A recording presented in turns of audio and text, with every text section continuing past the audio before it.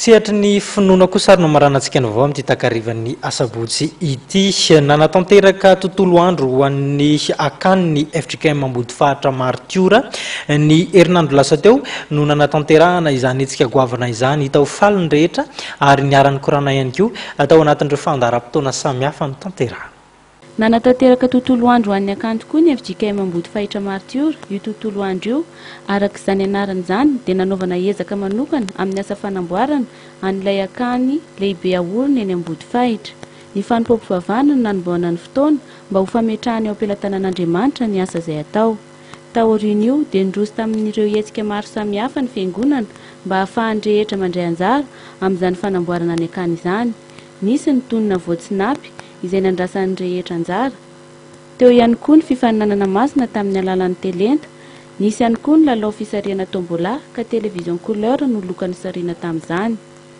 Ny atoandro kosa dia nindroso tamin'ny sakafo vary be menaka izy ireo ary nisy ny fifanentanana nandritra izany ka samy niezaka nandray anjara araka ny fanomezam-pahasoavana eo am-pelatanana ny tsirairay.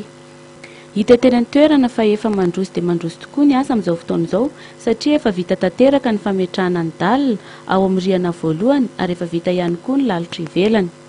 Ny lalitra ny rindrina anatiny sy ny fametrahana ireo varavarankely sy ny varavarambe miampy ny finition ao amin'ny rihana voaloha no kasain'izy ireo atomboka afaka tapabolana eo eo. Araka ny fantatra dia manodidina ny 540 amin'ny tapitrisa ariary ny voangona nandritra ny roa taona sy tapany mba hanamboarana ity Akany lehibe ao Ambodifahitra ity ary ezaka madidio vokatry ny finoan'ireo kristianina no ety manana rehetra.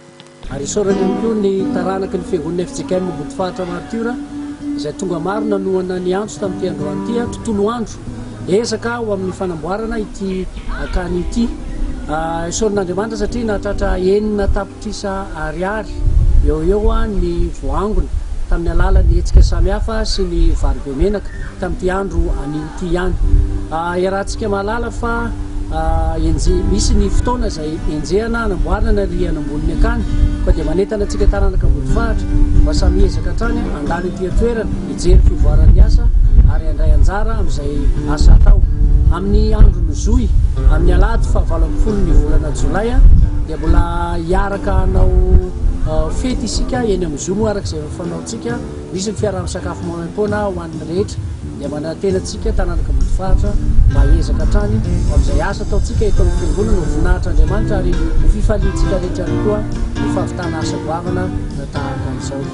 Araka ny efa fanaony isa-taona dia ankalaza ny andro ny zoy ny FJKM Ambodifahitra Martiora ka amin'ny alahady fa 12 Jolay izao no hanatanterahana izany ary mbola tokan'izy ireo amin'ny fanamboarana ny Akany ny hetsika rehetra atao mandritra izany. Dia antenaina fa efa hiomana dieny izao ny taranaka Ambodifahitra mba hanatrika izany fotoan-dehibe izany.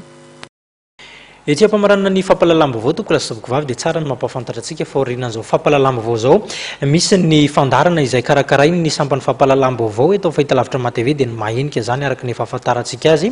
Ny loha-hevitra ho voaboasana ao anatin'izany moa dia ny makasika indrindra ny olana misy eo amin'ny androm-panjakana mpanolalana sy ny androm-panjakana mpanatanteraka izay isany miteraka resabe ary niteraka vaovao mafampana ihany koa zay teto amin'ny tany sy ny firenena tamin'ity faraparan'ny herinandro ity azadiny zany manaraka io fandarana io aoriana n'izao fampahalalam-baovao zao mifaranitreto ny fampahalalam-baovao tsika zany dia ametrahana ny veloma mandrapitafa amintsika ihany koa ho amin'ny manaraka indray veloma tompoko.